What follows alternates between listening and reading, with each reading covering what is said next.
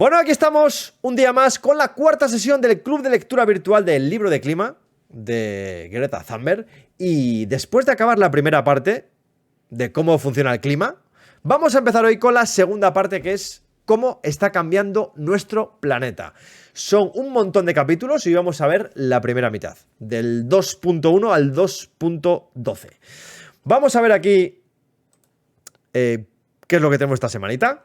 Ya sabéis que todas las semanas lo que hacemos es poner qué capítulos vamos a tratar. En este caso, como decía, del 2.1 al 2.12. Son un montón de ellos. Y aquí ponemos pues una serie de reflexiones, preguntas, para que quien quiera pues pueda poner comentarios aquí. Comentarios en la propia entrada de la página web de En Plan Planeta. Bueno, en esta semana Nacho ha puesto por aquí alguna cosilla y Pepe Sanchís también. Que yo creo que Pepe, manifiéstate porque yo juraría que estás por ahí. Antes me ha parecido verte por ahí. Así que si estás, te puedes manifestar también, ¿eh? Vale. Muy bien. Pues vamos a comenzar sin más a ver, que como digo, tenemos un montón de historias hoy, ¿eh? Así que tenemos que avanzar rapidito, porque 12 capítulos son muchos, además, de temas variaditos y alguno de ellos un poquito complejo. Pero bueno, vamos allá. Sin prisa, pero sin pausa. Bueno, aquí, la introducción que yo ponía.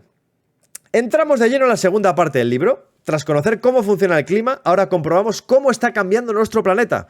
Si bien hay colectivos y personas que intentan seguir sembrando la duda negacionista o retardista sobre el alcance real del cambio climático, la realidad es tozuda. Dato mata relato. Todos los estudios científicos serios coinciden en señalar que los indicadores son meridianamente claros. Se están produciendo tendencias de cambio con certeza incuestionable. La concentración de gases de efecto invernadero en nuestra atmósfera está aumentando y correlativamente se incrementa la temperatura del planeta. Y esto provoca una serie de consecuencias que se pueden sentir, que se pueden medir, que se pueden comparar y que se pueden contar. Y en eso estamos aquí. Esta segunda parte del libro precisamente presenta un compendio resumido y revelador de los cambios que estamos advirtiendo a nuestro alrededor, fruto del cambio climático provocado por el ser humano. Bueno, aquí una de mis frases favoritas de las que he leído hasta ahora, porque me hizo hasta sonreír cuando la leí. Es como si el tiempo atmosférico hubiese tomado esteroides. Esta es una frase del capítulo que tiene Greta, ¿no? Y que es precisamente el título del capítulo con el que Greta introduce esta parte del libro aquí en el capítulo 2.1. Y a lo que yo digo que es como un tiempo atmosférico vitaminado. Es como el primo de zumosol atmosférico que se vuelve en nuestra contra en este caso. No es que nos defiende este primo de zumosol atmosférico, sino que se vuelve contra nosotros. Y luego también, otro concepto que me ha parecido interesante, además que nunca había oído, es el que dice la autora Katherine Hayhoe, no sé cómo se dice esto, Hayhoe, Katherine Hayhoe, que dice que podríamos decir que nos encontramos en una época de extrañamiento global. Juega un poco con el concepto este de calentamiento global, dice extrañamiento global. Que esto habla de ello en el capítulo 2.2. Dice, por ejemplo, el calor. Cada vez el calor extremo empieza antes y dura más. Las olas de calor se han hecho más cálidas e intensas, pero es aplicable a otros fenómenos meteorológicos. Entonces aquí yo os preguntaba, ¿sientes tú este extrañamiento global? Si es que sí, ¿de qué forma? ¿Crees que estamos preparados para sentirlo de forma colectiva? ¿O estamos anestesiados y no nos damos cuenta de la mayoría de las cosas que están pasando a nuestro alrededor, fruto de este extrañamiento global? Y aquí os invitaba a compartir vuestra visión en los comentarios. Bueno, vamos a comentar antes de ir capítulo a capítulo. Vamos a ver los comentarios. Y bueno, tenemos el de Pepe, que es así un poco general de todo. Y luego aquí Nacho, pues así muy ordenadito él, pues va poniendo aquí capítulo a capítulo ideas que le van surgiendo. Así que estoy escribiendo, dice, el comentario en el blog, pero he puesto que sí. ¿Eh? Pero he puesto que sí. No te entiendo, Saúl. Bueno. Vamos a ver. Como decía, el comentario de Pepe dice: este conjunto de capítulos efectivamente nos da muchas lecciones de geofísica y demuestra gran complejidad de los sistemas terrestres. Luego ahondaremos en ello. Con factores que pueden actuar en un sentido o en otro, como las nubes o los aerosoles. Nuestro conocimiento está aún muy lejos de conocer todas las variables que intervienen en los procesos climáticos, pero estamos interviniendo en algunas de ellos, provocando cambios que se aprecian en los datos acumulados a lo largo del tiempo. Se correlacionan y ahora sabemos que son causa de muchos cambios globales, incluyendo ese incremento de temperatura media y el incremento de fenómenos climáticos extremos. Es difícil transmitir esa idea de causalidad cuando en ocasiones algunos de estos fenómenos extremos van aparentemente en sentido contrario al calentamiento. Olas de frío extremo, sí. Como dice Pepe, bueno, es antiintuitivo a veces, ¿no? Pero hay un capítulo ahí que lo explica muy bien. La alteración del vórtice polar, que interviene tal como nos dicen en estas alteraciones, es muy difícil de comprender para el público en general y es difícil evitar que no convenzan discursos como aquellos que preguntan ¿dónde está el calentamiento? Como ese hombre que aparecía en la televisión preguntando en Madrid por dónde estaba la contaminación, que yo la vea ahí. Tengo por aquí el vídeo, lo rescaté, porque cuando lo leí Pepe antes, me acordé, digo, es verdad, es que ese vídeo es graciosísimo. Aquí lo tengo. Seguro que muchos lo habéis visto. Lo tengo aquí justo en el momento que lo hice. ¿Usted notaba el aire más contaminado? No. Nada de eso. Joder, ¿dónde está la contaminación, coño? ¿Dónde está la contaminación? A ver, que yo la vea. ¿Hay un hongo sobre Madrid? Joder, pues que me lo enseñe alguien. Joder, es que se nota fíjate qué polución hay, oye. Mira la polución que hay. Vale, Siguiente. Qué fenómeno el paisano este. Qué fenómeno. En fin, pues ¿dónde está el calentamiento, no? Que yo lo vea, ¿no? Cuando vino la hora de frío, ¿verdad, Pepe? A eso te referías. Pues eso, como este con la contaminación. A ver, ¿qué me dice Pepe por aquí? Pero pienso que hay que seguir intentando explicar lo mejor y de forma lo más sencilla posible estos datos que muestran hacia dónde nos encaminamos si no se toman medidas radicales con urgencia. El albedo o el efecto invernadero creo que son dos de los fenómenos que se pueden experimentar fácilmente. Sí, además de verdad se explica bien y se entiende bien, yo creo además. Otros son más difíciles de explicar, pero hay que seguir intentándolo porque los puntos de inflexión están ahí. Y cuando un equilibrio se altera de forma irreversible, el comportamiento de los elementos se hace imprevisible. Y nosotros estaremos ahí metidos, si seguimos por aquí, a la espera de ver con qué nuevos equilibrios nos encontramos. En cuanto a lo de Greta, estoy de acuerdo. Tal vez sea por su discurso, contemplando los datos que se aportan en los distintos capítulos, nos interpelan. Vale, tenemos esto y sabemos lo que podemos perder. ¿Vamos a hacer algo para evitarlo? Es ese elemento que activa las emociones y reclama acciones y activismo. Bueno, Pepe, muchas gracias por tu comentario. Ha estado bien, interesante. Tocado muchos temas y encima me ha hecho reír recordándome del nombre este. ¿Dónde está la contaminación que yo la vea? ¿Dónde está? Es que yo el día que lo vi, además tiene sus años, ¿no? ¿Esto cuándo lo subió esto? A ver. Hace 6 años, sí, tiene tela ya. Tiene tela de años. Bueno, Nacho, el capítulo 2.1, el de la presentación. Sin duda que sí siento el extrañamiento global, más por el hecho de haber nacido en el 75 y haber vivido buena parte de mi vida en un pueblo rodeado de naturaleza. A los recuerdos y testimonios de los mayores se suma la experiencia que puedo tener fruto de la observación. Menos días de helada, adelanto de la floración de cultivos como el almendro, adelanto de fechas de cosecha de olivas, menor número de días con helada, incremento de olas de calor. Aquí la fenología tiene mucho que decir, ¿eh? Porque efectivamente, esa gente que dice, no, el cambio climático nada. Cuidado que si estudiamos la fenología nos vamos a llevar más de una sorpresa. Y la gente como tú, Nacho, que está en el campo constantemente y fijándose en estas cosas, yo no sé si tú eres, Nacho, de los que lo apunta y va comparando un año con otro, porque hay alguno que sí y lo publica por ahí y lo comparte, y la verdad es que las tendencias pues se ve claramente, o sea, es que poca duda hay. Creo que la sociedad en general se acuerda del problema cuando sucede y toca de cerca, pero se olvida cuando pasa. Esto es verdad. Cuando decíamos antes que iba todo muy rápido, incluso con la fast fashion, con la compra de ropa, es que también pasa con la propia información. Que pasa todo tan rápido que enseguida unas noticias se comen a otras. Y bueno, lo vemos de hecho, la propia deriva del ambiente y contexto político que tenemos incluso hoy en día se nutre también de esto, o se aprovecha de esto, ¿no? Que tú la puedes liar muy gorda, puedes decir una burrada, que no te preocupes que en 5 minutos has surgido otra noticia que te lo ha comido y no pasa absolutamente nada. Al final, ¿qué pasa? Que vamos muy deprisa, todo va súper superficial, vale todo se relativiza y es un poco lío, ¿no? No siempre los medios de comunicación tertulianos y charlatanes de las redes también ayuda a confundir y crear ruido. Efectivamente. Esto es un... Ah, que así lo sientes, perdón, que estoy yo empanado. Que no me he enterado yo de lo que decía Saúl. Vale. Sin duda la fenología es la clave, dice aquí Nacho. Esto habla mucho Joaquín Araujo. No soy sistemático y no apunto, pero utilizo ciertas referencias a lo largo del año. No, pero si tienes buena memoria, con eso puede llegar a ser suficiente, ¿eh? Pero bueno, sí que es verdad que el hecho de apuntarlo, si lo vas apuntando año a año de forma... ¿Cuándo florecen los almendros, por ejemplo, que decías antes? Bueno, pues eso de año en año, la tendencia se puede ver seguramente que se vuelven directamente locos. Los seres vivos, las plantas y todo el mundo. Vale. Esta es la nueva normalidad. es una frase que oímos a menudo cuando se habla de los rápidos cambios en los patrones climáticos cotidianos. Esto es lo que dice Greta en el capítulo 2.1. Incendios forestales, huracanes, olas de calor, inundaciones, tormentas, sequías, etc. Estos fenómenos meteorológicos no solo se vuelven cada vez más frecuentes, sino también más extremos. El clima parece haber tomado esteroides y percibimos los desastres naturales como menos naturales. Sin embargo, esta no es la nueva normalidad. En estos momentos solo estamos siendo testigos de los inicios de un clima cambiante generado por las emisiones humanas de gases de efecto invernadero. Hasta ahora, los sistemas naturales de la Tierra han actuado como amortiguadores y suavizado las drásticas transformaciones que acontecen. Pero la capacidad de recuperación del planeta, que ha sido tan vital para nosotros, no durará siempre. Y las pruebas parecen indicar, cada vez con mayor claridad, que nos adentramos en una nueva era de cambios todavía más drásticos. Bueno, pues este es un poco el resumen del capítulo 2.1 de Greta, que nos adentra, nos introduce a toda la serie de elementos que estudian pues cómo está cambiando nuestro planeta. ¿Y con qué comienza? Bueno, pues con el calentamiento global, con el calor. Entonces aquí está esta mujer que es Katherine Hayhoe, catedrática y profesora distinguida en la Universidad Texas Tech y autora de Saving Us. Bueno, vamos con el calor. Bueno, ya hemos leído aquí lo que puse yo por aquí antes.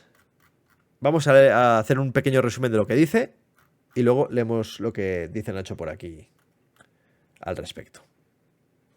Bien.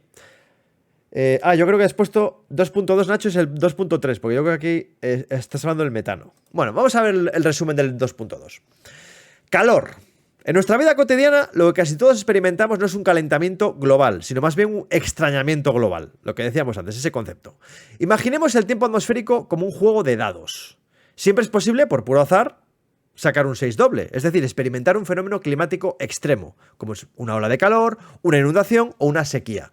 Pero a medida que el mercurio ha ido subiendo, que hemos ido acumulando energía en el sistema, de cada década, los 6 dobles aparecen más a menudo. O sea, no son tan extraordinarios.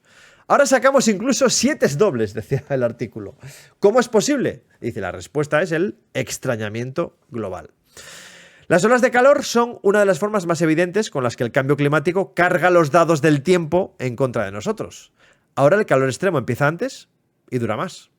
Las olas de calor se han hecho más cálidas e intensas y los científicos incluso describen con cifras cómo han empeorado con el cambio climático. ¿Y por qué empeoran estas olas de calor? Bueno, pues la respuesta más sencilla es que los extremos de temperaturas altas se vuelven más comunes a medida que la temperatura media del planeta aumenta. Sin embargo, las temperaturas más cálidas también afectan a los patrones del tiempo. En tiempo cálido, es normal que una cúpula o cresta de altas presiones se quede estacionaria en una zona durante días e incluso semanas. Este sistema de altas presiones, denominado también cúpula de calor, es como una montaña de aire caliente en el cielo. Y bajo una cúpula de calor, el cielo suele estar despejado, de manera que el sol brilla implacable toda la jornada, día a día. Además, la cúpula desvía de la región las masas de aire más frío y las tormentas y suprime la convección, que normalmente pues, generaría nubes y provocaría lluvia. Así que cuanto más tiempo permanezca sobre una región, más seca y caliente se hace esta. ¿Y qué papel desempeña aquí el cambio climático? Pues si las temperaturas ya son más altas que la media desde el principio, la cúpula se inicia con mayor intensidad que si fuese al contrario. Y eso es el extrañamiento global. En un mundo más cálido, muchos extremos climáticos son cada vez más frecuentes, más intensos, más prolongados, duran más y también son más peligrosos. ¿Y qué está en riesgo? Que a mí esta es una frase que la tengo yo subrayada, que aparecía en el capítulo, que yo no me canso nunca de repetirlo cada vez que tengo que dar una charla de estas cosas. ¿Qué está en riesgo debido a unas olas de calor más frecuentes y peligrosas? Pues no está en riesgo el planeta en sí, sino más bien muchos de los seres vivos que lo consideran su hogar, incluidos nosotros. Cuando se habla de hay que salvar el planeta, bueno, que bien, que está bien, pero no, que lo que hay que salvar es la vida que hay en el planeta, que es la que realmente está en riesgo con todo esto, ¿no? Y nosotros, por supuesto, de forma incluida. A mí esta idea me parece fundamental. Y de hecho, gente que no estaba muy metida en el... como nosotros todo el día, pues hablando de estas cosillas, como quien dice, pues se suele utilizar mucho. Hay que salvar el planeta o hay que cuidar el planeta. Que sí, pero cuidar el planeta es lo que decíamos el otro día, ¿os acordáis de esa relación de yo a yo con la naturaleza? Que lo que se dice es de tú a tú y dando un paso más, un doble tirabuzón más de yo a yo, pues esto es un poco lo mismo. Lo que está en riesgo es la vida y nosotros formamos parte de la vida en el planeta. Bueno, olas de calor marinas. ¿Qué es lo que hacen? Bueno, luego lo veremos, pero bueno, blanquean los arrecifes de coral, los que son los criaderos del océano, matan miles de millones de crustáceos y otros organismos marinos y funden la banquisa ártica, de la que, por ejemplo, los osos polares dependen para cazar sus presas. En tierra, el calor extremo altera y mata plantas y animales. Puede llevar a mortandades en masa, como sucede cuando los polluelos saltan de sus nidos a fin de refrescarse antes de saber volar. Que por eso, de hecho, por ahí hay algún vídeo por ahí que lo explica, que en días de mucho calor suele ser común encontrarse polluelos tirados por el suelo, porque saltan de los nidos para refrescarse, para intentar refrescarse. Y claro, no saben volar, se quedan ahí tirados en el suelo y o bien se los coge algún depredador o ahí se quedan y mueren de inanición. Bueno, y el calor extremo alimenta las oleadas de incendios, como los de Australia en 2020, que causaron la muerte de casi 3.000 millones de animales o los obligaron a migrar. Y si no se frena, en 2050 el cambio climático provocado por el ser humano puede llevar a la extinción de un tercio de las especies de plantas y animales. Todo esto, como digo, aparece recogido en este capítulo, ¿eh? Nosotros también somos seres vivos que consideramos este planeta nuestro hogar y corremos ese mismo peligro. El calor extremo nos afecta físicamente al aumentar el riesgo de enfermedades relacionadas con el calor o incluso el de morir, lo que influye en nuestra salud mental y hasta en el riesgo de violencia interpersonal y junto con otros efectos climáticos en la inestabilidad política. Las cuestiones sociales asociadas y de comportamiento asociadas al calor extremo también cada vez se está viendo cada vez más estudios al respecto y fijaos lo que aparece aquí recogido como una pequeña muestra, ¿no? La contaminación del aire debido a los combustibles fósiles es ya responsable de casi 10 millones de muertes prematuras al año en el mundo y las temperaturas altas del aire agravan el problema al acelerar las reacciones químicas que convierten las emisiones de los tubos de escape en peligrosos contaminantes. A su vez, las olas de calor agostan las cosechas, diezman los suministros de agua, llevan a cortes de energía y debilitan nuestras infraestructuras. Bueno, comenzamos con esta segunda parte de cómo está cambiando nuestro planeta, pues hablando de el calor, que es así como lo más evidente y lo más fácil de medir. Se pone un termómetro y se ve comentado. ¿Qué os parece esto del calor? Yo me quedo con esto del estancamiento global y lo del clima con esteroides. Me ha parecido dos frases que son para meter en nuestra recámara para utilizarlas en algún momento. Calor. Bueno, vamos con el metano. Porque siempre se habla mucho del dióxido de carbono cuando se habla de gases de efecto invernadero, de su influencia en el calentamiento global. Pero el metano, ojito el metano, ese gran desconocido, quizá antes, porque ahora sí que el metano está como protagonista en muchísimas actuaciones de divulgación. Incluso en la última COP el metano también tuvo su protagonismo. Y vamos a ver, en este artículo se nos explica cómo funcionan de forma diferente el dióxido de carbono y el metano. Vamos a ver qué tenemos por aquí. A ver qué nos dice por aquí Nacho. Vale. Bien. 2.3. Tararán. Se habla mucho del dióxido de carbono como responsable del calentamiento global, pero no solo de CO2 viven los gases de efecto invernadero. Esto es una licencia que me he permitido yo. Tal y como queda patente el capítulo 2.3. Efectivamente, el metano también tiene un papel importante. Si bien su permanencia en la atmósfera no sigue la misma dinámica que el dióxido de carbono. Y preguntaba yo aquí, ¿qué te ha parecido el ejemplo de las vacas y la central térmica de carbón? Luego lo comentamos, ¿eh? ¿A qué se refería con esto? Bien, bueno, aquí dice Nacho que es un muy buen ejemplo el planteado a través de la explotación ganadera, que luego veremos. Dice, por fortuna cada vez más se habla más de las emisiones de metano, especialmente las emitidas por la fusión del carbono retenido en el permafrost. Pero no se habla tanto de las emisiones generadas en las explotaciones ganaderas industriales, como son las macrogranjas de vacuno o porcino, lo que me lleva a pensar que responde al juego político, institucional y empresarial de blanqueamiento de dicha industria. Hay que recordar que existe un lobby muy poderoso de la carne y otras industrias asociadas, como los compuestos para el ganado, carnes procesadas, etc. Bueno, vamos a ver qué diferencias hay en cuanto a comportamiento y su influencia en el calentamiento del planeta entre el metano y el dióxido de carbono. Vamos a ver. Dióxido de carbono permanece en la atmósfera periodos sumamente largos y es responsable más o menos de la mitad del calentamiento sufrido por el planeta hasta hoy y será la causa de la mayoría del calentamiento que hay en el futuro, según lo que aparece proyectado en los modelos climáticos. Lo que os voy a contar ahora es un resumen de este artículo, ¿vale? Alrededor de un cuarto del calentamiento histórico puede atribuirse al metano, O sea, un cuarto, un 25% del total del calentamiento se puede atribuir al metano, que no está mal, es muy significativo. Mientras que el resto, o sea, 50% CO2 y 25% metano, con lo cual nos queda otro 25% más. Ese otro 25% más, bueno, se debe a una combinación de óxido nitroso, halocarburos, clorofluorocarbonos, hidroclorofluorocarbonos, bueno, y otra serie de sustancias químicas industriales, ¿no? También compuestos orgánicos volátiles, monóxido de carbono y carbono negro. El BC, que tiene sus siglas en inglés. Bueno, el metano. ¿El metano dónde? Bueno, en los vertederos se genera muchísimo metano. Como decía antes también Nacho aquí en el comentario, pues la actividad ganadera genera mucho metano. Y luego también las extracciones de combustibles fósiles, de petróleo y gas natural, también se libera mucho metano. De hecho, uno de los puntos de acción sobre el metano es precisamente la extracción de combustibles fósiles, porque en estas extracciones es donde se libera muchísimo. Entonces, controlando un poco más eso, se podría limitar bastante el problema de las emisiones de metano. Bueno, en definitiva, ¿por qué el metano es importante, a pesar de ser mucho menos abundante que el CO2? Bien, pues porque tiene un poder de calentamiento mucho mayor que el CO2. De hecho, unas 83 veces más potente que el CO2 en un periodo de 20 años y 30 veces en un periodo de 100 años. Pero, como decíamos antes, el comportamiento del metano en la atmósfera es muy distinto al del CO2. En pocas palabras, el metano es temporal, pero el CO2 es eterno. Esto no es exactamente así, ¿eh? Es una licencia, digamos, literaria que hace aquí la autora del artículo, pero bueno, es para explicar que el metano acaba desapareciendo y el CO2 acaba desapareciendo también, pero le cuesta un poco más, unos cuantos años más. Dice, bueno, cuando emitimos una tonelada de metano, esto es un ejemplo, más del 80% desaparece de la atmósfera en menos de 2 décadas, gracias a reacciones químicas.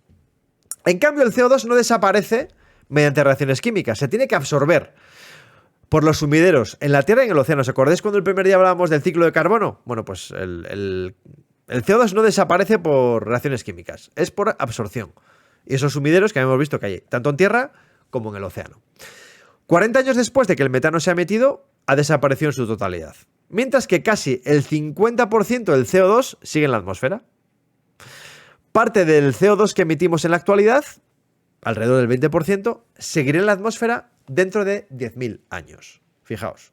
Por eso, cuando emitimos CO2 ahora, estamos prolongando el problema del calentamiento global a miles de años. Fijaos, un 20% permanecerá en la atmósfera de lo que emitamos hoy dentro de 10.000 años. Es tremendo eso, ¿eh?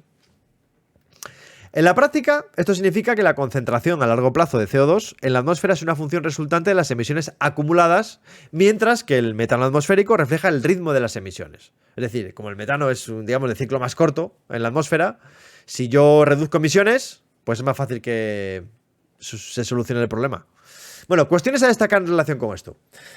Vale, el CO2, como hemos dicho, es el principal factor de calentamiento a largo plazo. En futuras situaciones de referencia de emisiones, el CO2 causará en el siglo XXI alrededor del 90% del calentamiento adicional.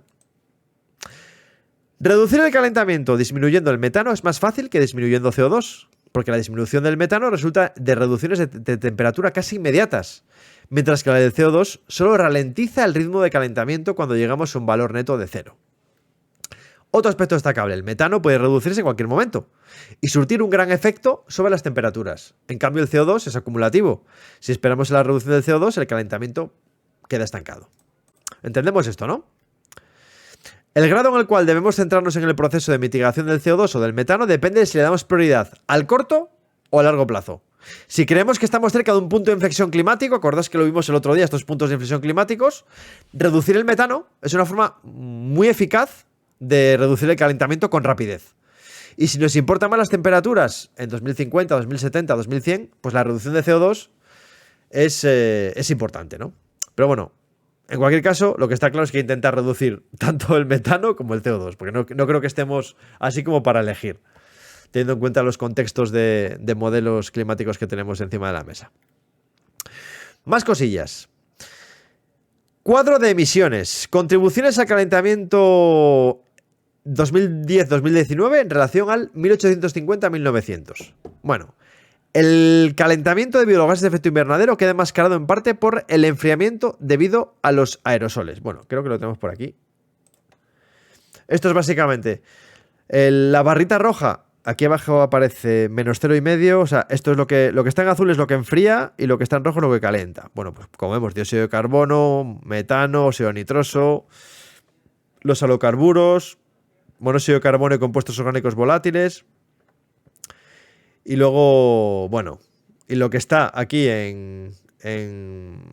esto es un azul-verde, volvemos a los colores, un azul-verde, pues sería lo que lo enfría. Entonces, bueno, básicamente, este ejemplo lo que destaca es la diferencia entre el CO2 y el metano.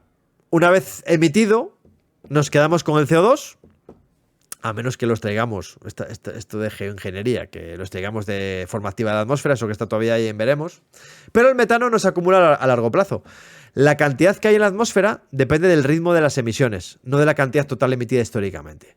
Y ambos son gases de efecto invernadero importantes, pero se comportan de manera muy distinta, lo que debemos tener en cuenta, dice el capítulo este, a la hora de planificar las reducciones de cada uno de ellos. Y bueno, aquí nos pone un ejemplo, que lo que decíamos antes, el ejemplo del rebaño de vacas y la central térmica. Entonces, básicamente, lo que se hacía una comparación de efectos, que tiene un rebaño de 1000 vacas, que emiten 100 toneladas de metano al año, y una central térmica que emite 10.000 toneladas de CO2 al año.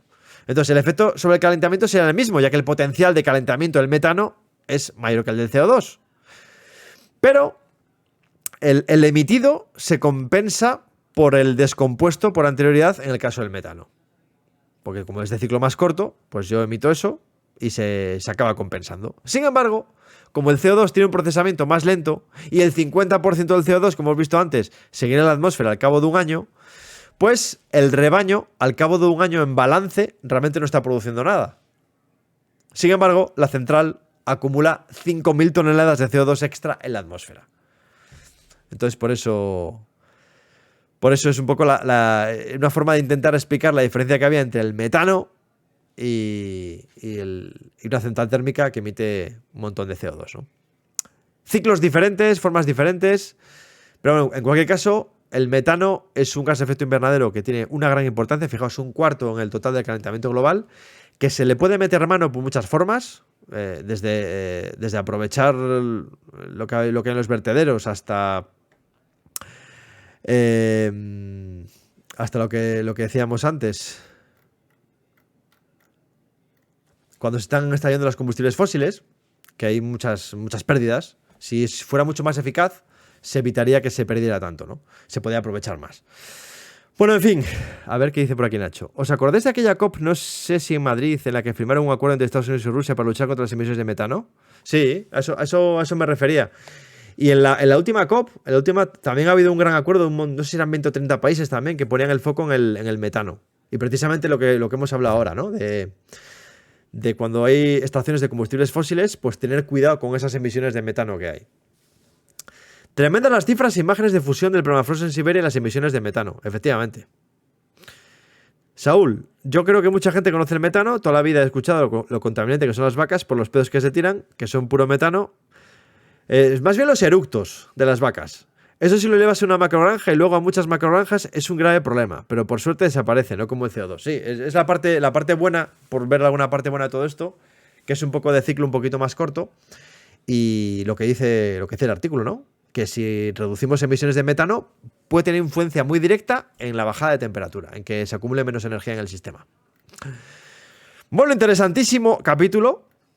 Y ahora, ojito, que viene uno de los... Bueno, Nacho, de hecho, ya decía en su comentario que le hacía falta el releerlo un poquito porque este tema es complejo de entender y tiene una cierta paradoja, que son los aerosoles. Vamos a ver. ¿Qué son los aerosoles? Por empezar, bueno, básicamente son partículas minúsculas aerotransportadas. Es decir, partículas que hay por el aire, ¿vale? ¿Y por qué son importantes estas partículas? Bueno, pues porque reflejan la luz del sol. ¿Y esto qué hace? Pues que la energía que se iba a acumular en el planeta, en la Tierra, pues se reflejen y salgan fuera. Con lo cual, contribuyen a que se enfríe el planeta. Ahora bien, como se está siempre con nuevos estudios, no todo es tan claro. De hecho, bueno, vamos a comentarlo. Que tiene muchas aristas del tema este, y Nacho también lo comentaba en el comentario, luego lo veremos. Vamos a empezar primero comentando aquí. En cuanto a los aerosoles, ¿No os ha explotado la cabeza leer el capítulo 2.4? Se da una paradoja. Los aerosoles son muy perjudiciales para nuestra salud, pero a la vez enfrían el planeta en cuanto a su influencia global, porque reflejan una parte de los rayos solares. Pero no todos los aerosoles se comportan igual, puesto que los que son oscuros pueden implicar calentamiento en algunas zonas. ¡Menudo lío! Una reducción del uso de combustibles fósiles implicará cielos más limpios, con menos partículas, lo cual implicará perder ese papel atenuante del aumento de temperaturas. La ciencia sigue estudiando a fondo para conocer distintos escenarios de influencia de los aerosoles en el balance de temperatura global de nuestro planeta. ¿Te habías planteado alguna vez esta paradoja? Planteaba yo por aquí. Y aquí Nacho decía lo que decía yo antes. Me ha sorprendido el efecto de enfriamiento producido por los aerosoles. Eso sí, confieso que tengo que volver a leerlo con el fin de aclarar algunas cosillas. Bueno, vamos a repasar un poquito el aspecto más importante de este capítulo, que tiene mucha chicha.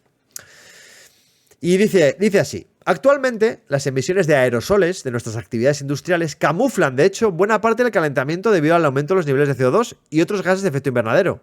Pero, ¿qué sucede cuando limpiamos el aire y el cielo? Los aerosoles han sido un subproducto de nuestras actividades desde que tenemos fuego e industria. Hoy proceden de todo tipo de combustión, del tráfico rodado, de la industria, de centrales eléctricas de carbón, de barcos y aviones y de muchas otras fuentes. Algunos nacen en la propia atmósfera como resultado de las emisiones de gases como el dióxido de azufre. Pero los aerosoles son también peligrosos para los seres humanos y los animales. Son uno de los principales componentes de la contaminación del aire y una causa significativa de muerte prematura en el mundo. En cuanto al papel que ejercen en el cambio climático, es igual de importante, pero con un efecto muy distinto al de los gases de efecto invernadero. En el aire, los aerosoles funcionan como una nube tenue y enrarecida. Reflejan al espacio parte de la luz solar incidente, por lo que enfrían el planeta. Es más, si hay aerosoles en el aire cuando se forma una nube, sus gotitas se volverán más pequeñas y numerosas. Así, la nube será más blanca y reflectante, lo que se traduce en una Tierra más fría. Los aerosoles son, pues, doblemente eficientes para enfriar la superficie del planeta. Los científicos han medido un calentamiento global de unos 1,1 grados entre 1850 y 1900. Sin embargo, según se señala en el último informe del IPCC, si los gases de efecto invernadero fuesen las únicas sustancias que liberásemos en la atmósfera, la cifra habría llegado al menos a 1,5 grados. Esto es, desde la época preindustrial hasta ahora, la temperatura del planeta ha aumentado 1,1-1,2 grados. Si no hubiera aerosoles, los modelos dicen que habría aumentado un 1,5%. O sea, 1,5 grados. Y en contra de nuestras expectativas, algunos aerosoles actúan calentando, no enfriando el clima. Y aquí doble tirabuzón, que no todo es verdad absoluta. Hay algunos aerosoles que no. O sea, en contexto global sí que enfrían, pero no todos enfrían. Hay algunos que calentan. Y son los que son de color oscuro, como el humo de las hogueras, por ejemplo. Tales aerosoles oscuros no solo reflejan la luz del sol, sino que asimismo pueden retenerla, calentando el aire a su alrededor, lo que a su vez dificulta la formación de lluvia y puede afectar los patrones de lluvia y el viento. Y si los aerosoles oscuros se depositan en la nieve, logran calentar la superficie, reducen su reflectividad y aceleran la fusión. Con lo cual se acelera la fusión, se funde la nieve, no hay tanta nieve que refleje y otro bucle de estos de retroalimentación que tenemos, ¿no? Bueno, los aerosoles son objeto de profundos estudios y los descubrimientos nuevos y emocionantes al respecto son frecuentes. Pero aún no sabemos qué le sucede al tiempo meteorológico si cambia la cantidad de aerosoles de producción humana en la atmósfera. Y eso es problemático, porque dicho cambio es lo que esperamos que suceda. Casi todos los científicos predicen que la cantidad de aerosoles en la atmósfera terrestre disminuirá a lo largo de los próximos años, afortunadamente, si todo va bien. Como la mayor de las amenazas ambientales a las que nos enfrentamos es el calentamiento global, quizá resulte tentador dejar los aerosoles como están, ya que enfrían el ambiente, o incluso emitirlos en mayor cantidad. Madre mía, qué barbaridad. Pero, dice el capítulo con buen criterio, esto no es una opción. No solo la contaminación del aire es un peligro importante, sino que numerosas fuentes de emisión de gases de efecto invernadero son también fuentes de aerosoles, como las centrales eléctricas de carbón, los coches diésel antiguos y los barcos cargueros. Nuestro camino hacia las cero emisiones netas de CO2 nos conduce también de forma inevitable hacia cielos más limpios. O sea que los aerosoles, por un lado, son muy perjudiciales para la salud, pero por otro lado nos protegen de que el cambio climático sea más extremo. Es una paradoja muy curiosa. Por eso aludí aquí a esa paradoja que podía hacer que tuviéramos la tentación de incluso aumentar los aerosoles para evitar que aumentara más la temperatura. ¿Os acordáis la noticia que hablamos la semana pasada? Del polvo lunar puesto en capas altas de la atmósfera para que reflejara los rayos de sol. Pues esto es un poco, pero a microescala dentro del planeta, dentro de nuestra atmósfera, con esas micropartículas que reflejan parte de la energía del sol que viene, ¿no? Bueno, y si os ha explotado la cabeza con los aerosoles, lo que viene ahora no es para menos, ¿eh? Las nubes, ojito. Nubes. 2.5. Algo parecido que con los aerosoles pasa con las nubes. Como podemos ver en el capítulo 2.5, en el balance global las nubes enfrían el planeta. Pero no todas las nubes se comportan igual. De hecho, los últimos estudios parecen indicar que las nubes amplifican el calentamiento global, ya que se reduce el número de nubes bajas en el océano de los trópicos, calentándose la superficie del mar e incrementándose la altitud de las nubes altas, lo que implica mayor efecto de aislamiento. Ese efecto de amplificación de las nubes podría hacerse más intenso a medida que el clima se vuelva más cálido. Hace falta más estudios, conocer más interrelaciones y efectos en distintos escenarios. En cualquier caso, la conclusión siempre nos lleva al mismo lugar. Cuanto antes y de forma más intensa reduzcamos las emisiones de gases de efecto invernadero, menos papeletas compraremos en la tómbola del alcance de los puntos de inflexión de no retorno en el clima. Este era mi comentario, reflexión, y vamos a ver el de Nacho. Respecto a los efectos que producen o pueden producir las nubes, ocurre lo mismo que con el punto anterior. Esto demuestra que la ciencia sigue abriendo nuevas puertas en los campos de investigación asociados al cambio climático, lo que evidencia la complejidad de los sistemas naturales. Eso sí, cuando descubren una nueva causa, fenómeno o efecto, también se da cuenta de que puede acelerar el cambio climático. Eso es. Bueno, vamos a ver un pequeño resumen de lo que dice aquí. Haciendo un promedio global y considerando todos los tipos de nubes, el efecto de parasol refrescante, pues es casi 2 veces mayor que el de manta aislante. Así que si no hubiera nubes, nuestro planeta estaría bastante más caliente. Eso, punto número 1. De hecho, hay cálculos que dicen que el impacto climático de eliminar todas las nubes sería unas 5 veces mayor que el de duplicar la concentración de dióxido de carbono en la atmósfera, con todo lo que eso significa, y ya sabemos lo que implica. Eso implica que cambios, incluso sutiles, en la nubosidad podrían potenciar o mitigar de manera sustancial el calentamiento global en el futuro. Con el calentamiento del clima, que es un poco lo que decíamos antes, se espera que las propiedades de las nubes, su número, espesor, altitud cambien, lo que modificará sus efectos de parasol y manta. El efecto inducido resultante en el calentamiento global se denomina retroalimentación de las nubes, que ya tiene nombre. Y los avances científicos recientes, que es lo que decía que con las nubes se puede amplificar el calentamiento global, porque nuevas observaciones y modelos sugieren que se produce sobre todo, lo que hemos dicho antes, ¿no? De 2 formas. Una reducción del número de nubes bajas sobre el océano en los trópicos, lo que supone una reducción del efecto parasol, y por tanto una mayor absorción de luz solar en la superficie oceánica, y un incremento global de la altitud de las nubes altas, lo que implica un mayor efecto de aislamiento. O sea que bueno, que a nivel global, a día de hoy, las nubes están enfriando el planeta, pero que con la que estamos liando, esa retroalimentación de las nubes, como se siga el bucle, pues va a suponer que haya aumento de temperatura. Me pasa un poco a mí con esto, Nacho, como a Nacho. Que el tema yo creo que el tema de los aerosoles creo que es más fácil de entender. Yo sí, pero el tema de las nubes, yo he de reconocer que ahí me explota la cabeza. No alcanzo a comprender un poco todo este proceso. Y bueno, de hecho, viene a decir el capítulo que hay muchísima incertidumbre todavía, que las interrelaciones que hay no se conocen todas con detalle y es complicado, ¿no? Dice Saúl que lo de las nubes sí me sorprendió. Tenía alguna noción por la ya famosa clase de climatología, pero no me imaginaba que llegase a esos niveles. Sí, y lo que queda por aprender. Yo tengo que dedicarle tiempo y calma a leer, reentender esto de las nubes. Sí, es que... Y están con ello todavía, Nuria, están con ello. Este capítulo me ha parecido muy interesante porque me ha abierto una ventana que la tenía bastante cerrada, he de reconocer, pero creo que hace falta todavía muchos estudios y tendremos noticias. Estaremos atentos a los papers que se publiquen, a las investigaciones científicas al respecto, porque es muy, muy interesante. Vale, 2.6. Continuamos, sin parar. Después de leer el capítulo 2.6, ¿te atreverías a explicar en un párrafo por qué el hecho de que hay una ola de frío extremo en Estados Unidos o Europa no invalida que se esté produciendo calentamiento global en el planeta? Inténtalo en los comentarios y podemos dar ideas para que cuando alguien tenga que combatir una batalla dialéctica esté bien armado de argumentos. Por cierto, esta es una conversación típica a la que todos, antes o después, nos vamos a tener que enfrentar seguro, con lo que merece la pena pensar un rato en ello y seleccionar las palabras adecuadas. Vale, a ver qué dice por aquí Nacho.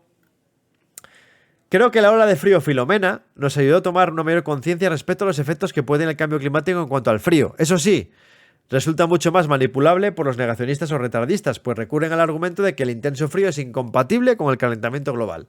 Por eso es más adecuado hablar del cambio climático, pues aglutina todos los fenómenos climáticos. Sin duda hace falta una mayor educación social al respecto para que la sociedad lo comprenda y no se deje engañar. En este sentido, resulta clave el papel pedagógico que están ejerciendo las mujeres y hombres del tiempo, por ejemplo, en televisión española. Cierto. A ver, aquí Nacho dice, en relación a lo de las nubes, que es un tema complejo, intervienen muchos factores, y recomienda seguir a José Miguel Viñas de Divulga Meteo. Ayuda a comprender todos estos temas, pues es físico y especializado. Un fenómeno y buen amigo. Sí, Divulga Meteo. José Miguel Viñas. Además, el libro este que ha publicado hace poco, ¿no, Nacho? Muy bien. Vamos a ver. Tema interesantísimo. Capítulo muy interesante. Que es el calentamiento del Ártico y la corriente en chorro. Vamos a ver. El Ártico se calienta con rapidez y sus 3 tipos de hielo, que antes eran permanentes, están desapareciendo. Banquisa, hielo terrestre y permafrost. ¿Sabéis un poco la diferencia? Banquisa, pues el hielo sobre el mar. Hielo terrestre, hielo por encima de la superficie terrestre. Y permafrost, el hielo que está en el suelo, congelado, ¿no? Entonces, la cubierta de nieve primaveral de alta latitud también se encuentra en claro declive. Con la reducción de las superficies brillantes y blancas, una parte menor de la energía del Sol se refleja en el espacio. Por el contrario, se absorbe en el sistema climático, que a su vez funde aún más hielo y nieve. Este círculo vicioso se llama retroalimentación hielo-albedo. Y es el principal motivo de que el Ártico se haya calentado al menos 4 veces más rápido que el planeta en general desde mediados de la década de 1990. Como el desproporcionado calentamiento del Ártico afectará a la corriente en chorro, que es un río de intensos vientos de oeste a este, situado a la altura de vuelo de los aviones que envuelve el hemisferio norte, donde se cruzan los aires fríos del polo con los aires cálidos del Ecuador. Donde se cruzan, pues es donde se forma la corriente en chorro. Las diferencias en la temperatura del aire, como el gélido aire del Ártico cuando topa con el aire más templado al sur, produce estas corrientes de chorro. Cuando la diferencia es grande, diferencia de temperaturas es grande, las corrientes son fuertes y tienden a fluir en una trayectoria bastante recta. Va todo con normalidad. Pero cuando la diferencia es más pequeña, esto es, cuando los polos se calientan, las corrientes son mucho más débiles y es más probable que se orienten al norte y el sur de forma más pronunciada. Sería el equivalente a los meandros de los ríos, pero en esta circulación atmosférica, que se denominan estos meandros atmosféricos ondas de Rossby. Y como en el Ártico el calentamiento es mucho más rápido que en otros lugares, pues la diferencia de temperatura norte-sur no está aumentando, está disminuyendo, está reduciendo, lo que a su vez debilita los vientos oeste-este de la corriente en chorro y aumenta la probabilidad de que haya patrones ondulados, esos meandros. Y sabemos entonces que cuando está el Ártico anormalmente cálido, pues bolsas de aire frío tienden a migrar hacia el sur sobre los continentes, creando el denominado patrón Ártico cálido, continentes fríos. Y esto es, como decía antes Nacho, con Filomena se vio que el hecho de que haya calentamiento en el planeta no significa que no pueda haber episodios fríos puntuales. Y yo creo que aquí sí que se puede... Es un poco antiintuitivo el hecho de que aumento de la temperatura del planeta, más calor, pueda suponer que haya más frío puntualmente en algunas zonas, pero vamos, este fenómeno lo explica claramente. Otra cosa es que cada vez haya menos y que cada vez haya más olas de calor y haya menos episodios fríos, ¿no? A nivel global, me refiero, a nivel de planetario. Pero claro, cuando te toca un episodio frío intenso de estos, dice, es muy tentador, desde el punto de vista negacionista o retardista, decir, ¿veis? O el señor de antes, ¿dónde está el calentamiento global? Que yo lo vea. Pues eso. Bueno, es más, dice, cuando las ondas de la corriente en chorro son grandes, tienden a avanzar hacia el este con mayor lentitud, lo que significa que los regímenes meteorológicos que generan también se mueven más lentamente. El resultado es que notamos unas condiciones meteorológicas más duraderas, ya sean cálidas, secas, lluviosas, frías o incluso de llovizna. Otros factores que pueden influir, pues la temperatura del océano, las tormentas tropicales, bueno, esto también tiene tela marinera. Pero bueno, en fin, esto es la corriente en chorro. El justificar perfectamente un contexto de calentamiento global que haya episodios de frío, incluso en la península ibérica, pues con esto que hemos visto, pues yo creo que queda bastante claro. El Jet Stream, efectivamente, Saúl. Uno más centrado en cambio climático, ha publicado José Miguel Viñas, y otro para niños. No lo tengo, pero ya lo he pedido, pues me interesa mucho ver cómo afronta esos temas dirigidos a los peques. Ajá. Pues yo no sé si lo tenemos. No, creo que no. Pues lo compraremos para la biblioteca del CEDREAC, para tenerlo ahí disponible en nuestra biblioteca. Bueno, aquí Saúl dice: Jetstream, causante de las danas cuando se desgaja y deja la bolsa de aire frío en altura, si mal no recuerdo. Algo así. Muy bien. Vamos a ver. Meteorología peligrosa, el 2.7. Seguimos. Esto es un no parar. ¿Has oído hablar de la ciencia de atribución de fenómenos meteorológicos extremos? Cada vez surgen más estudios que establecen cálculos de probabilidades que demuestran que determinados fenómenos son más frecuentes debido al cambio climático. Bueno, aquí decía, ¿te atreves a investigar un poco y poner un ejemplo concreto de estudio de atribución?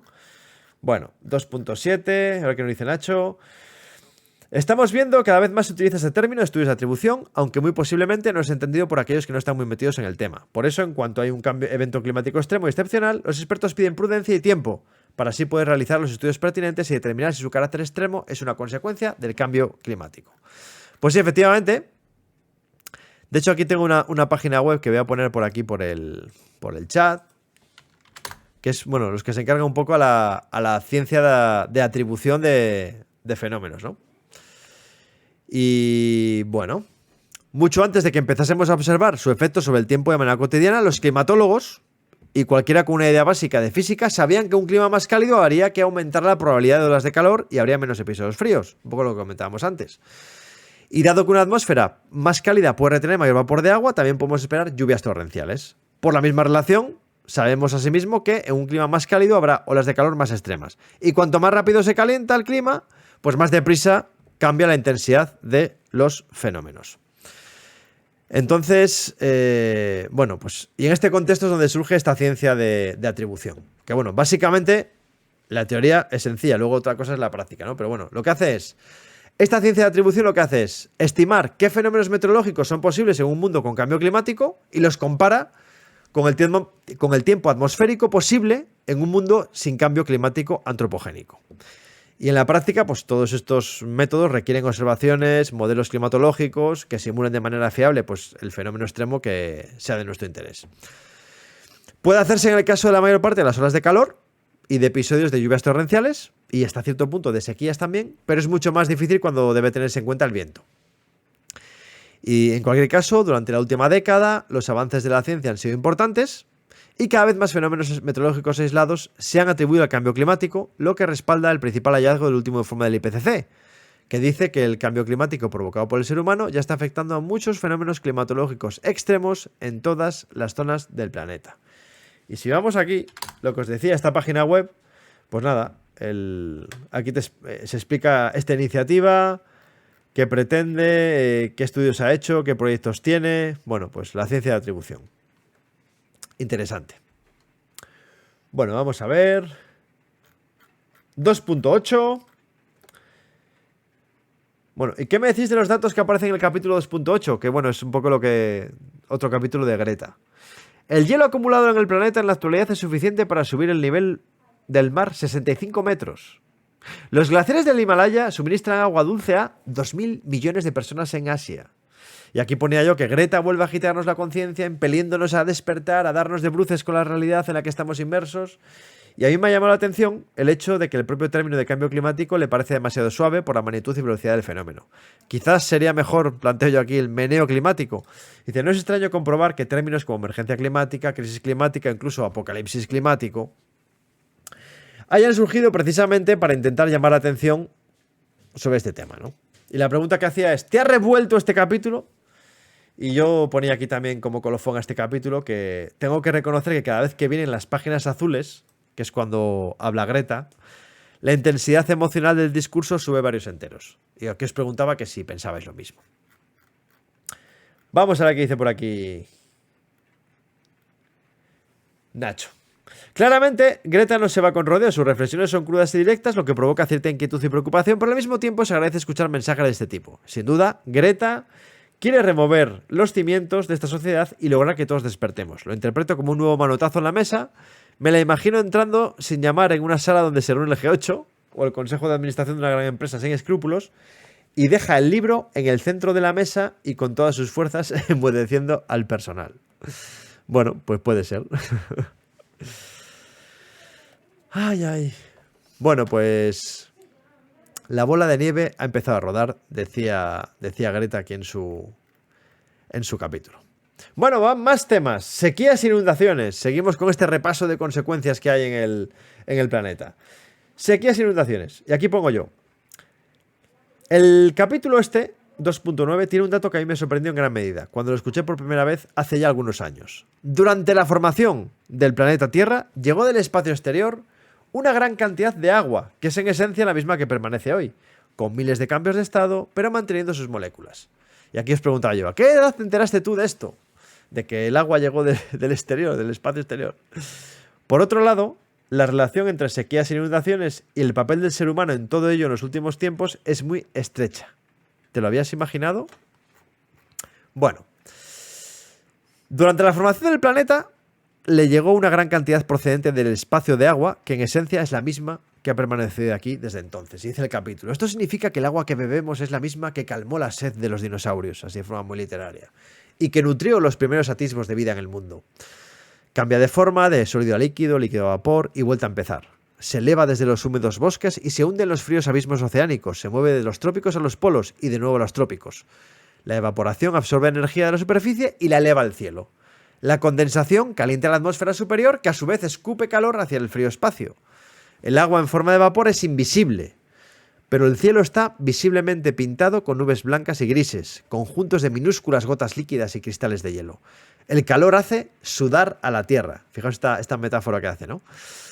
La fría atmósfera superior se envuelve en una capa de nubes. Todo está en equilibrio hasta que todo se ve alterado. Con el aumento de la temperatura, el mundo suda más. El aire exige agua de la superficie, que cede su humedad al sediento cielo. Los océanos pueden gestionar sin problemas el aumento de la demanda, pero en la Tierra el agua se almacena en el suelo como en una esponja. Incluso en los años con pluviosidad media, el codicioso aire puede succionar el líquido vital de la superficie, dejándola árida y muerta. Con lo cual, el aumento de temperatura hace que, como veis, que chupe la propia humedad del suelo, ¿no? El aire caliente puede contener más vapor de agua. En el cielo hay un banco de agua, otra metáfora interesante, que recibe créditos de vapor, gasta débitos de lluvia y ahorra un poco en reserva. Al aumentar la temperatura, las reservas crecen. Hay más humedad en un cielo caliente, un aumento del 7% por cada grado de calentamiento.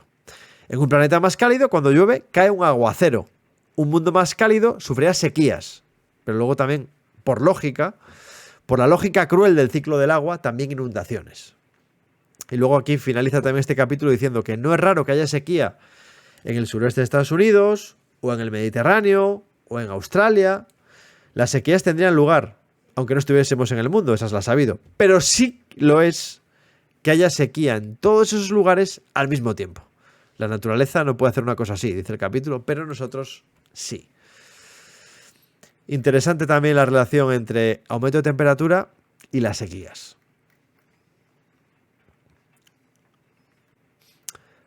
Dice Nacho, por eso dice Araujo que el gran río del planeta no es el Amazonas, y sí el gran río atmosférico, efectivamente, por la gran humedad que alberga, efectivamente.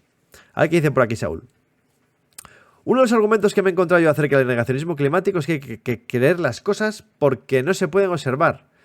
Yo no sé qué más es necesario para observar los fenómenos extremos. Sí, la verdad. ¿Y por qué no llamarlo problema climático? Suena más duro y contundente para hacer hincapié exactamente en esto que es un problema. Pues sí, eso es directo. Problema climático. Lo del agua sí que me sorprendió porque sí que lo había oído, pero no sabía que sigue siendo el mismo agua exactamente con todos sus cambios de estado. Supongo que hay un pequeño intercambio, ¿no? A nivel ya de capas muy altas de la atmósfera con el resto del espacio exterior. Pero bueno, en esencia, o sea, a nivel global, sí que debe ser prácticamente lo mismo. Más temas. Plataformas de hielo. Bueno, aquí se va animando la cosa.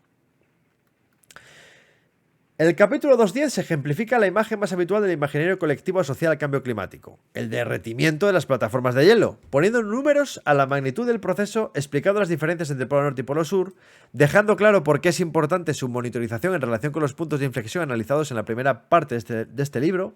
Y os preguntaba, ¿hay algo que te haya llamado especialmente la atención? Bueno, aquí Nacho hace un comentario que vale para los dos capítulos, el 10 y el 11. Lo que más me llama la atención respecto a los estudios climáticos en los polos es que gran parte de la sociedad sigue pensando que ese mundo es muy lejano y que no va con ellos, más o menos como ocurre con el oso polar. Tanto es así que sigo encontrando a personas que piensan que en el Polo Norte hay pingüinos y en el Polo Sur osos polares. Bueno, esto es muy típico, ¿eh? Lo de que haya pingüinos en el Polo Norte es muy, muy habitual encontrarlo por ahí.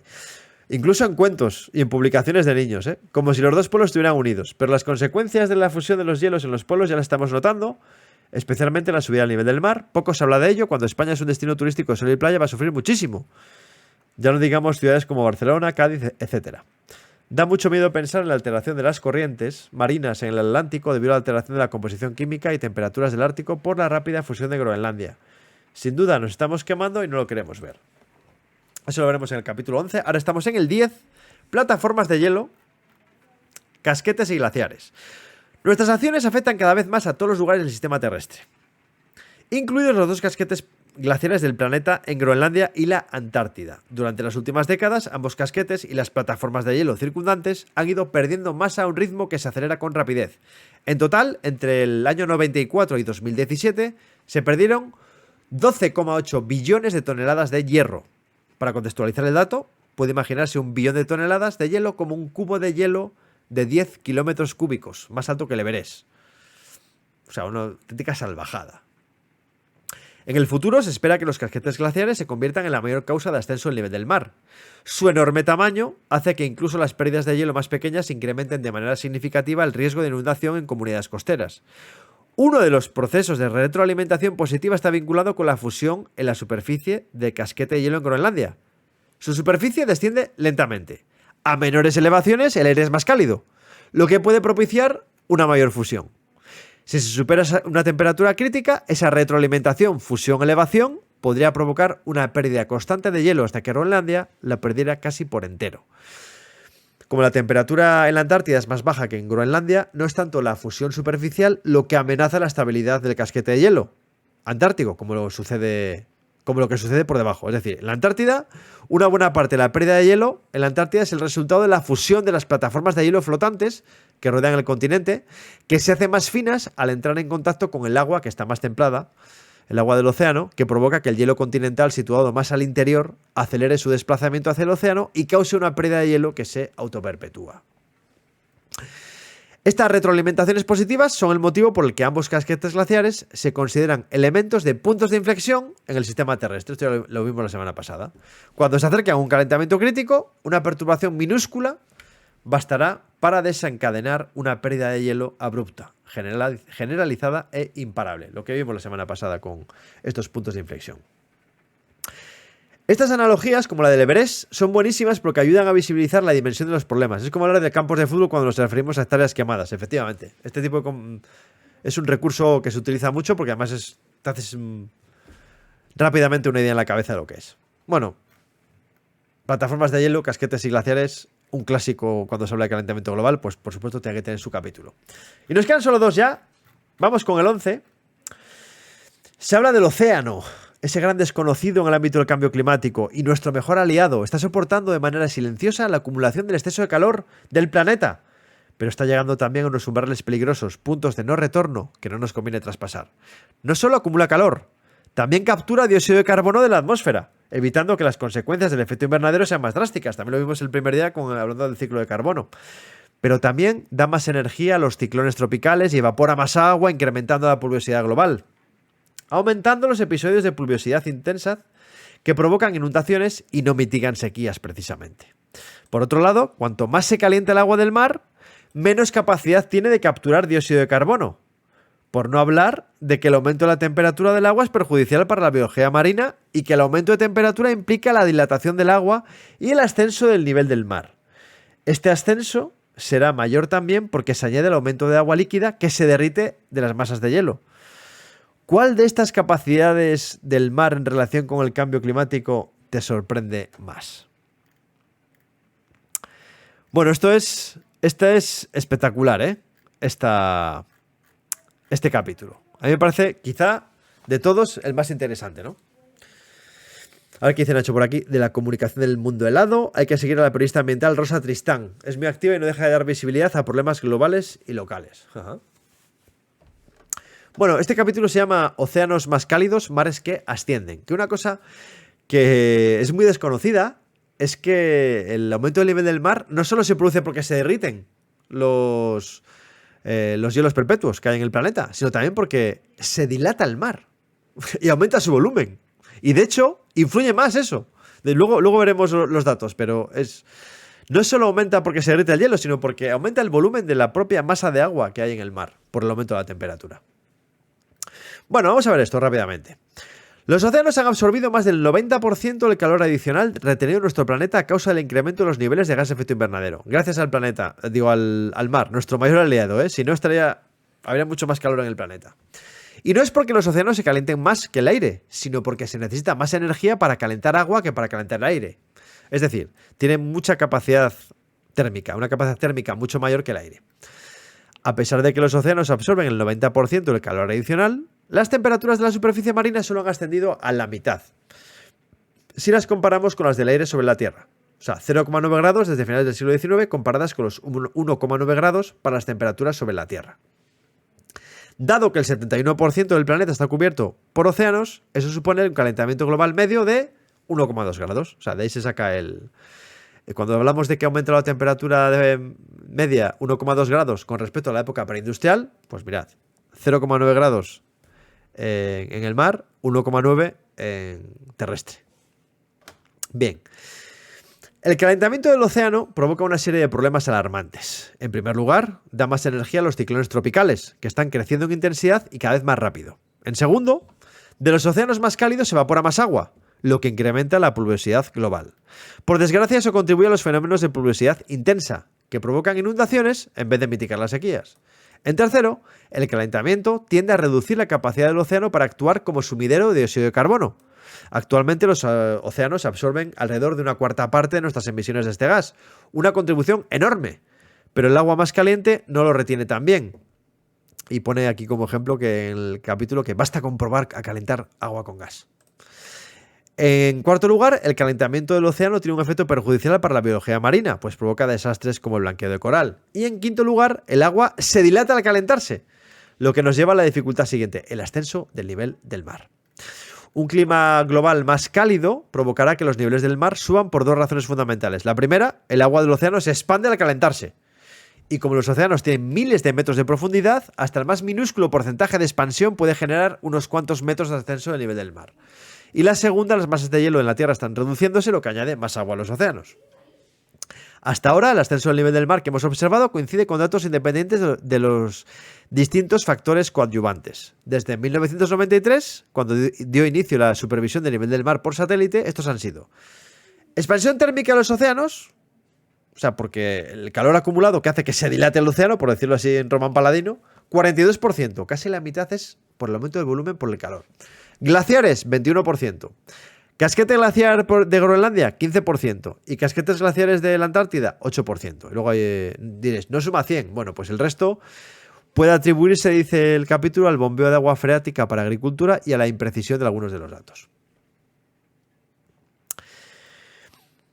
Vale, el sexto informe del IPCC predice, en función de las emisiones de gases de efecto invernadero, que en 2100 el nivel del mar se habrá incrementado entre metro y metro y medio. Este leve ascenso del que hemos sido testigos hasta ahora ya ha causado inundaciones graves, de modo que un metro tendría consecuencias catastróficas en muchas zonas costeras. Además, hay una gran incertidumbre parcial, ya que el IPCC no puede descartar un incremento de más de 2 metros hasta 2100 o incluso 5 hacia 2150, lo que podría pasar si grandes masas de hielo se desestabilizan y empiezan a deslizarse rápidamente hacia el océano, un proceso que no puede simularse de manera fiable con los modelos científicos actuales. Pero bueno, la historia de la Tierra nos da un aviso serio.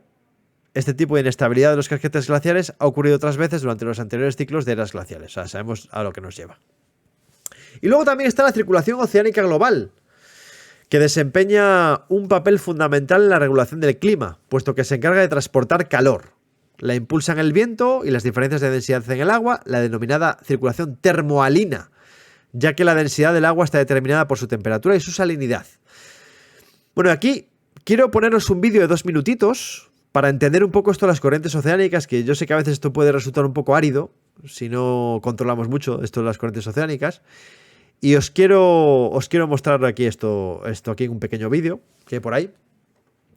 Que bueno, es la circulación de vuelco meridional del Atlántico, se llama el AMOC, que abarca el océano entero y se conoce también como cinta transportadora del océano, y actúa como un importante sistema de transporte de calor, llevando agua templada de los trópicos al Atlántico norte y agua fría de vuelta al hemisferio sur hacia la Antártida. Y bueno, esto que hemos dicho, el AMOC que decimos ahora, es la razón de que el hemisferio norte sea más cálido que el sur y hacen que, bueno, que aquí donde estamos ahora nosotros en España, pues que estemos unos cuantos grados por encima de lo que deberíamos estar. Vale, vamos a ver el vídeo este. Esta es la cinta. Bueno, ¿qué os ha parecido? Chulo, ¿eh? Yo la verdad, cuando lo vi, me encantó, la verdad. Porque está todo así como muy claro. Bueno, a ver, Nacho, ¿te has enganchado en alguna película en cine de barrio? Documento histórico, ¿cómo era el litoral en los 60 y 70? O Verano Azul, de formación geográfica, sí. Esa la tenemos todos los geógrafos, Nacho. Siempre estamos analizando el paisaje. ¿Quién pudiera volver al litoral de los 60 con la visión actual? Madre mía. Nemo de Disney ayudó mucho para entender en qué consisten las corrientes termohalinas. Cierto. Cierto. Con respecto a lo que ha dicho Nacho y en procesos geomorfológicos, hemos realizado un ejercicio de comparación de retroceso del delta de Tordera y del Ebro en Cataluña. En comparación entre la ortofoto de vuelo del 56 y la del 2020 es brutal. Se han perdido más de 220.000 metros cuadrados de litoral, en gran medida por la sequía del río debido a las construcciones de vivienda y hoteles y agricultura. Disimetría costas este-oeste de los continentes. Exactamente, Saúl. Lo digo que se dice siempre, ¿no? Comparando Nueva York con el clima que tiene Nueva York con el que tenemos aquí, que es muy diferente a pesar que está en una latitud muy parecida, ¿no? Pues me gustó el vídeo, quería compartirlo con vosotros, aparte así descanso un poco, que llevo aquí hablando, dándole la piqueta 1 hora y media larga ya, y también hace falta descansar un poquito. Nos queda un último capítulo, el 2.12, que es el que hace referencia a la acidificación en ecosistemas marinos. Y bueno, aquí pongo yo, finalizamos este primer envite a lo que está cambiando nuestro planeta por el cambio climático con la acidificación en ecosistemas marinos. La acidificación del mar es el enriquecimiento de dióxido de carbono del mar y el descenso en el pH. Esto supone un peligro para los seres vivos marinos. Entre otras cuestiones que se explican en el capítulo, se reduce la calcificación, fragilizando la concha de algunos organismos y desestabilizando ecosistemas de coral. La relación entre cambio climático y pérdida de biodiversidad se ve de forma muy clara en este capítulo. Bueno. Actualmente, la cantidad de dióxido de carbono en la atmósfera aumenta unas 100 veces más rápido que al final de la última glaciación, cuando se incrementó unas 80 partes por millón en 6.000 años. Y con más o menos, el libro dice 416, estamos ya en 419, en la actualidad, ya ha alcanzado su nivel más alto en los últimos 2 millones de años. O sea, es que en 1990 era de 350 partes por millón. 1990. Y ahora estamos en el 2023... Llegamos a 419, algún pico un poquito más. O sea que, fijaos. Y la otra vez era 80 partes por millón en 6.000 años. Fijaos. Nunca ha crecido desde que está el ser humano en la Tierra tanto ni tan rápido. Y solo se puede explicar, lo hemos dicho 1000 veces, por los gases de efecto invernadero que el ser humano introduce en la atmósfera. Vale, el enriquecimiento de CO2 en el mar y el subsiguiente descenso del pH se denomina acidificación del océano. La elevación de los niveles de CO2 y la acidificación resultante ponen en peligro los organismos y ecosistemas marinos, lo que suma a los riesgos de calentamiento y a la pérdida de oxígeno. La acidez ya se ha incrementado más o menos en un 30%. Hemos observado que la acidificación del océano suele reducir la calcificación, lo que provoca que, por ejemplo, la concha de algunos organismos se fragilice, se rompa, o desestabiliza los ecosistemas a base de carbonato, como el coral. Los procesos de calcificación se ven afectados negativamente en el fitoplancton marino y los foraminíferos y también los corales y los organismos con concha, como mejillones y erizos de mar. Se produce una disminución relacionada con el crecimiento y la supervivencia, como se ve en los equinodermos y gasterópodos. Corales, moluscos y equinodermos son especialmente vulnerables. Algunos peces muestran graves alteraciones en su conducta ante niveles elevados de dióxido de carbono, pero se desconoce su duración y sus consecuencias a largo plazo para los ecosistemas. Bueno, en fin, esto como siempre. Esto como siempre. Hace falta siempre investigar más. Pero bueno. Bueno, y 12 capítulos, que hemos visto hoy, un maratón de capítulos que nos hemos visto hoy, El número de páginas tampoco eran muchas, eran 35, que las he contado. Pero sí que es cierto que intensos, hemos visto un montón de cosas, yo creo que así, para repasar consecuencias del cambio climático en el planeta, yo creo que está bien, Datos muy interesantes hemos visto. Yo creo que hemos incrementado nuestra mochila de conocimientos, de argumentos que podemos sacar en cualquier momento. Creo que la hemos enriquecido un poquito con estos 12 capítulos. Y veremos a ver cómo... A ver qué dice aquí Nacho por aquí, a ver. Hablando del clima y del tiempo, en tierras de Guara sigue cayendo mucha agua. Buenísima noticia. Lo digo con total sinceridad, canales como En Plan Planeta tendrán que ser visto y seguido por cientos y miles de personas. Ojalá, Nacho, ojalá. Pero parece que interesa mucho más lo que puede contar un personaje fugado a Andorra para hablar de videojuegos. Ya sé que no es el tema, pero lo tenía que decir. Bueno, yo siempre digo lo mismo, Nacho. A mí me cuesta lo mismo hacer el programa para 1 que para 1.000.000. Lo mismo me cuesta. Pero es cierto que también, competir con el entretenimiento de esto, pues es muy difícil, ¿no? Yo simplemente me doy por contento con que alguien que tenga interés se pueda meter a Twitch un jueves por la tarde, como puede ser hoy, y que tenga la oportunidad de comentar con otras personas, como estamos haciendo nosotros ahora, compartir inquietudes y ver lo que está pasando, ¿no? Y es un poco... Yo es el objetivo que tengo. No tengo mucha más ambición, Nacho, la verdad. Y vamos, a cualquier persona que esté por ahí conectada, yo lo agradezco porque, bueno, al final es compartir inquietudes, estar aquí comentando la jugada de forma distendida, ¿no? Y bueno, vamos a disfrutar de lo que tenemos, Nacho. Y bueno, ¿que podría ser mejor, que podría estar más gente? Pues sí, podría, pero bueno, es lo que hay. Yo prefiero no pensar mucho en eso, la verdad. A ver qué dice Saúl por aquí. También es importante saber que las corrientes marinas no han sido siempre así. El Ártico no ha existido siempre, solo que desde el Istmo de Panamá. Sí, bueno, claro, eso... La evolución, la deriva de los continentes, todo esto, sí. Las escalas de tiempo varían, ¿no? Lo que pasa es que, bueno, nos ha tocado vivir en una época... Tenemos la suerte de contar con el conocimiento suficiente como para saber anticiparnos a lo que va a pasar y tomar medidas. Somos unos privilegiados. Otros bichos no tienen la oportunidad de hacerlo, aunque es verdad que otros bichos no tienen la capacidad que tenemos nosotros de transformar el entorno. Pero bueno. Bueno, la cuñadopedia no nos va a dar mucho tiempo a hablar hoy, pero bueno, por aquí Pepe Sanchís había puesto alguna cosilla por aquí. Seguiremos dando forma a al esquema de contenidos de la cuñadopedia. No me preocupa ahora, prefiero ahora que estemos ahora estamos asimilando contenidos, ya habrá tiempo de comentar el detalle de los contenidos de esta cuñadopedia. No tengo prisa tampoco, pero lo que sí me comprometí la semana pasada con vosotros y con vosotras es hacer un calendario un poquitín de lo que nos espera. Y he estado mirando un poco aquí el libro, he estado mirando un poquitín los capítulos que nos quedan por ver y digo, venga, y voy a hacer un calendario para que sepamos todos, así a grandes rasgos, con qué nos vamos a encontrar, ¿vale? En las próximas semanas. Y nada, aquí está un poco el calendario. Está previsto para que acabemos el 11 de mayo. Y solo descansamos un jueves, que es el día 6 de abril, porque ese es el día Jueves Santo. Y ese día pues nos damos vacaciones, que tampoco está mal darnos vacaciones de vez en cuando. Pero el resto de jueves, aquí están el resto de jueves, siempre y cuando no surja ninguna causa de fuerza mayor que me impida estar aquí. Pero la idea o el planning es acabar el libro el día 11 de mayo. Y aquí os pongo la fecha y al lado los capítulos. La semana que viene nos meteremos otro maratón para acabar con esta segunda parte del libro, que son consecuencias. Aquí es un tema variado. Aquí hablamos de microplásticos, hablamos de temas muy variados, vamos. Y luego ya, la siguiente semana, empezamos con la tercera parte. Y bueno, está contemplado para entre 30 y 40 páginas cada día, más o menos, de media. Igual algún día unas pocas menos y algún día otras poquitas más. Pero vamos, de ese orden. Una cosa asumible. Yo creo que 30 páginas, 40 a la semana, yo creo que es asumible. No sé cómo lo veis. No sé cómo lo veis, pero bueno, yo creo que sí, ¿no? Es 5 páginas por día. Vale, Saúl, no te preocupes. Y si falléis alguna semana, no pasa nada. De hecho, algún día me escribe uno, otro día escribe otro. Bueno, no pasa nada, sin problema.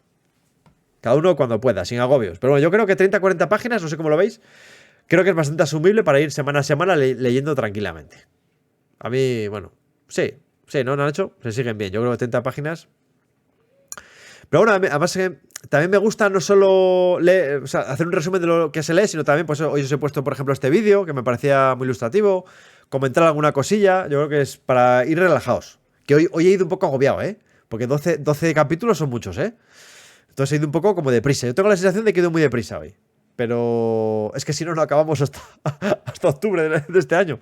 Y bueno, hay que marcarse unos plazos. Luego, está bien marcarse plazos, aunque luego no los cumplamos a rajatabla, pero así tenemos una referencia. Entonces, si yo me marco el día 11 de mayo como destino para acabar, pues es probable que acabemos por ese orden. Semana arriba, semana abajo.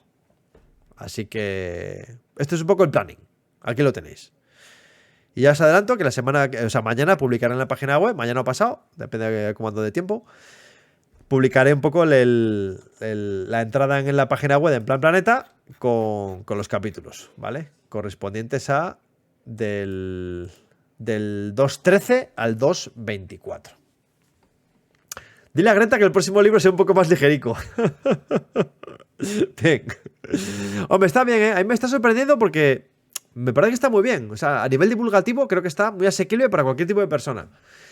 Y también te da muchos datos para que el que tenga interés en profundizar, pues también pueda hacerlo. Entonces me parece que está bastante bien concebido el libro este, la verdad.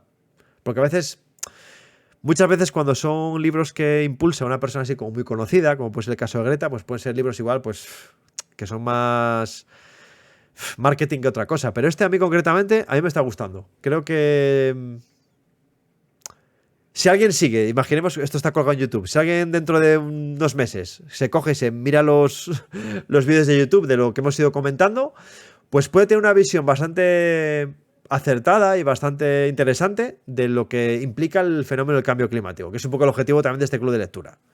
Que un poco hacerlo como formación entre todos nosotros, ir comentando todos los aspectos que tienen que ver con el cambio climático. Yo creo que nos puede servir. Sí. Yo creo que sí. Y además mete temas muy diversos, te mete temas, por ejemplo, te mete temas de contaminación, te mete temas de biodiversidad, te mete temas de sociales, un montón de ellos también, luego los veremos. Me parece que está muy completo. O sea, tiene mucha ciencia, también tiene mucha emoción, o sea, un buen compendio entre la parte, digamos, más analítica y la parte más emocional, visceral, incluso me atrevería a decir a veces. A mí me está gustando, lo estoy disfrutando.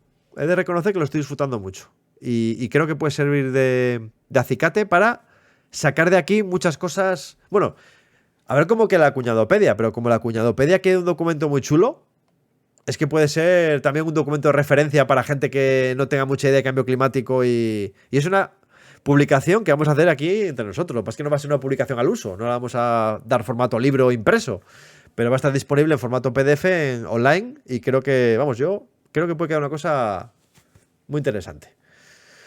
Y además con este esquemita que hemos pensado aquí de el cambio climático en 5 ideas y 10 palabras, que creo que es una cosa que ninguna publicación de las que hay ahora explicando el cambio climático está estructurado de esta forma y creo que puede estar, o que yo sepa, vamos, igual resulta que ya lo hay, que yo sepa no. Pero me parece que podemos meter aquí la chicha, la esencia, las claves de lo que vamos durante estas semanas hablando, meterlo aquí. Y si somos capaces de darle aquí un formato chulo. Mira, hoy precisamente por la tarde he estado cruzándome unos mensajes con Serezade, que es la que tiene la idea de la marca registrada de la Cuñadopedia, que hizo el primer volumen de las vacunas. Y no sé si algún día, pues, o bien se pasa ya por aquí, o me paso yo por su canal, o bueno, ya me he dicho que dice, a ver si algún día me paso por el chat y tal. Digo, bueno, pásate por el canal aquí y saludas aquí a la gente. Bueno, pues hemos llegado al fin. Bueno, que intensa la tarde, ¿eh? Yo estoy agotado. Yo llego agotado, ¿eh? Encima son ya las 9:10, madre mía. Bueno, ha estado animado el chat también, ¿eh? Habéis participado mucho hoy, es como me gusta. Y nada, lo dicho, mañana voy a publicar la entrada en la página web. Os animo a participar si podéis. A mí me gusta recibir los comentarios ahí en la página. Y... Ah, sí, en el canal de Teachers for Future han colgado una charleta de Fernando Valladares. Sí, gracias. Que tienen charletas que las hacen en horario escolar para que los coles se puedan conectar si quieren. Y ha estado Odil Rodríguez de la Fuente, ha estado, ha dado una charla chula también. Fernando también ha estado. Joder, me gustaría traer un día a Fernando. Lo que pasa es que me da apuro aquí a comentar un poco un capítulo de estos. A ver si me armo de valor. Es que me da apuro porque sé que si le digo me va a decir que sí. Y como está tan liado, me da cosa traerle. Fíjate lo que te digo. Pero bueno, algún día me animaré. Me armaré de valor y le llamaré. Me mandaré un mensajito a ver si quiere venir un jueves por aquí. Y además, mira, ahora que tenemos calendario, pues mira, ahora es más fácil porque se puede. Oye, ¿qué te parece el 27 de abril? por poner una fecha, pasarte por aquí. Bueno, ya veremos. Bueno, lo dicho. Vamos a ver quién está conectado por aquí. Está Maestro con Clase, yo creo que estaba, ¿no? Venga, vamos a hacerle una raíz a... Ah, y también está Jersey Owen por aquí. Bueno, le hemos dicho a Maestro con Clase que se pasó por aquí. Vamos a hacer una raíz. Además tiene menos.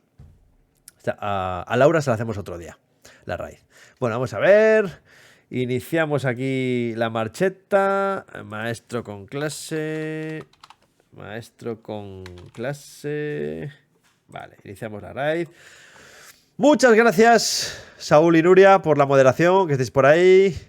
Muchas gracias también al resto de gente que está participando en el chat. Y nada, que espero el jueves que viene veros por aquí. Aquí seguimos con más información, con más libro. Dice Nacho que se apunta a todo, ¿verdad? Sí, se apunta a todo. Si tuviera 20 años menos, seguro que hubiera sido... Es un inspirador. Sí, la verdad que es un fenómeno, Fernando. Un crack. Muchas gracias a todos. Vamos a ver... Twitch. Vamos a por la canción. Vamos a por la canción cortita. En plan planeta. Uy, no tan cortita. En plan planeta. Coge tu cometa, tu alma de poeta y echa a volar por la actualidad. En plan planeta. En plan planeta. En plan planeta. Bueno, lo dicho, que el jueves que viene nos vemos con más capítulos de este libro y nada, a disfrutar la semana. ¡Hasta luego!